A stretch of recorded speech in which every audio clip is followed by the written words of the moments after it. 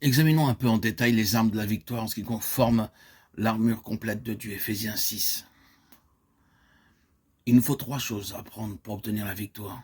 Prendre le bouclier pour éteindre tous les traits enflammés, prendre le casque du salut pour couvrir notre tête et prendre l'épée de l'esprit pour fendre l'air. Il y a des jours où l'ennemi nous serre de près, où il semble difficile de respirer. Avez-vous jamais expérimenté cela? Je parle à ceux qui sont spirituels. Ceux qui vivent encore de la vie de l'âme ne comprendront pas ce que je veux dire.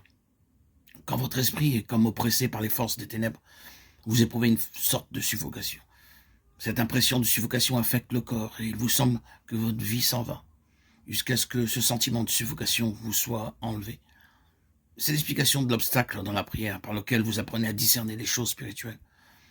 Vous pouvez savoir par le poids qui pèse sur votre esprit qu'il y a de l'oppression dans l'air, que les puissances des ténèbres se sont réunies autour de l'endroit où l'on prêche la vérité de Dieu.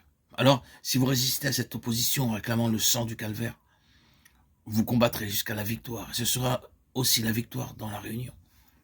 Tels sont les vainqueurs dans la prière, dont Dieu a besoin. Ceux qui connaissent la guerre spirituelle et le moyen de résister à l'ennemi dans les airs et d'obtenir la victoire. Nous savons demander et travailler, mais nous ne savons pas combattre contre les puissances des ténèbres.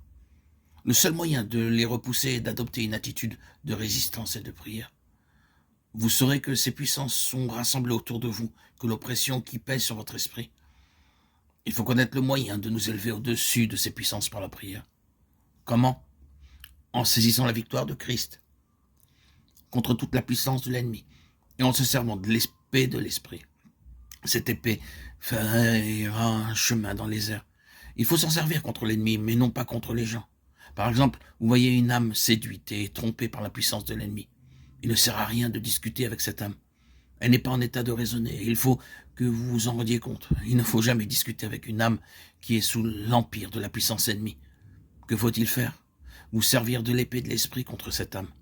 Non pas toujours, mais servez-vous-en contre l'ennemi. Servez-vous-en contre cette oppression qui accable l'âme ou pèse sur la réunion. Comment cela? L'Esprit de Dieu vous apprendra de quelle épée il vous faut vous servir. Quelquefois, vous essayez d'employer différents textes, mais aucune ne semble frayer le chemin, jusqu'à ce que vous en trouviez un autre, et alors instantanément toute l'oppression s'évanouit. Prenez le casque du salut. Pourquoi un casque? Pour protéger la tête, le principal point d'attaque contre l'enfant de Dieu, uni au Seigneur en esprit est la tête.